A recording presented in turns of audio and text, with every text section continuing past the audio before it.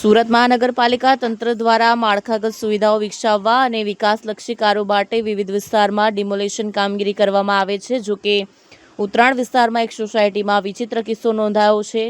ઉત્તરાણમાં આવેલી તાપીનગર વિભાગ 2 સોસાયટીમાં કેટલાક ઘરો પર સુરત મહાનગરપાલિકાના નામ સાથેની ડિમોલેશનની બોગસ નોટિસ લગાડી દેવામાં આવી હતી। સોશિયલ મીડિયામાં ફરતી થયેલી બોગસ નોટિસમાં સોસાયટીમાં રહેતા નાગરિકોને ઉદ્દેશીને લખાયું હતું કે તાપી કિનારે ડિમોલેશન કરવા માટે પાડા અને વોકવે ગાર્ડન પાસ થવાથી દિન 3 મહિનાનો સમય આપવામાં આવે છે, જેથી દરેક ગલીમાંથી કુલ 5 ઘર હટાવવામાં આવશે। આ કામમાં સાથ સહકાર આપવા બદલ આભાર।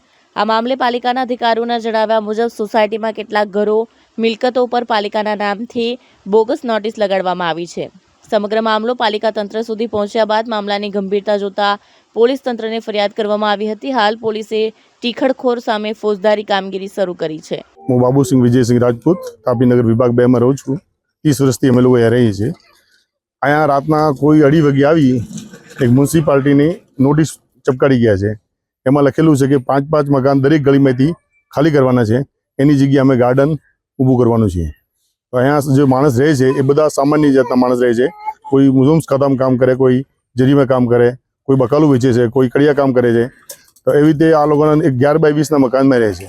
આ લોકો કોઈ બિલ્ડરનું કાવતરું હોય, ગમે તેનું કોઈ કાવતરું હોય તો ભયનો મોલ ઊભો કરી દીધો છે। અહીંયા ભય બહુ મોટું થઈ ગયું છે।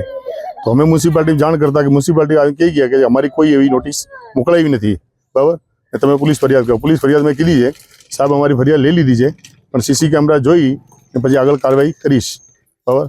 અમારી આ વિનંતી છે સાહેબને અને મ્યુનિસિપાલિટીવાળાને કે આ તમારા નામનો લોગો ઉપયોગ કરી આજે તો આ એક નોટિસ ચૂપકાઈ છે, કાલે તમારા નામનો ઉપયોગ શું કરી છે?